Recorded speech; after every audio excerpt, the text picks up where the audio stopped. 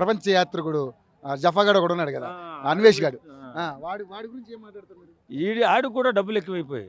వాస్తవంగా డబ్బులు ఎక్కువై 5 కోట్లు ఉన్నాయి, నన్ను ఎవడో ఏం చేయలేడు అంటున్నాడు. ఇప్పుడు నిజంగా అతను ఒకప్పుడు బెట్టింగ్ యాప్లో సపోర్ట్ చేస్తే మనందరం కూడా అభినందించాం. అవును, నిజమే. బెట్టింగ్ యాప్ల వల్ల చాలామంది బిడ్డలు చచ్చిపోతున్నారు, ముక్కు పచ్చలారిన బిడ్డలు. ఏదో గేమ్ అనే రూపంలో ఏదో వస్తాయి డబ్బులని ఆశతో ఆడి ప్రాణాలు తీసేసుకుంటున్నారు. బాగానే సపోర్ట్ చేశాడరా, మంచోడు అనుకున్నాం. కానీ ఇంత నీచాతి నీచమైన దౌర్భాగ్యమైన మనస్తత్వం ఉంటుందని ఎవడు ఊహించలేకపోయాడు. ఖచ్చితంగా ఈవేళ ఏ స్థాయికి వెళ్ళిపోయాడంటే,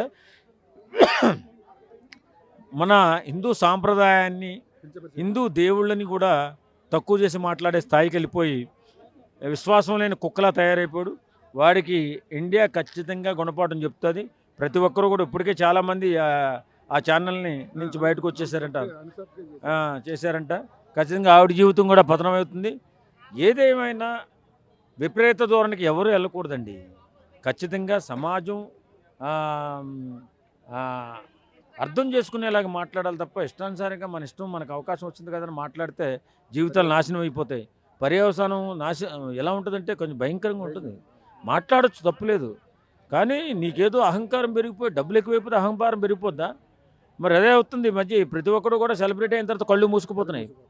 కాబట్టి ఎవరి జాగ్రత్తలో వాళ్ళు ఉండాలా.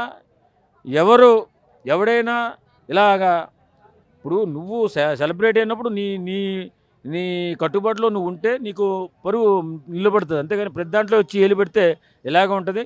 ఈవేళ నువ్వు ఎదవైపోయావు. ఖచ్చితంగా నీ మీద నీకు తగిన గుణపాఠం చెప్పే రోజు దగ్గరలోనే ఉంది.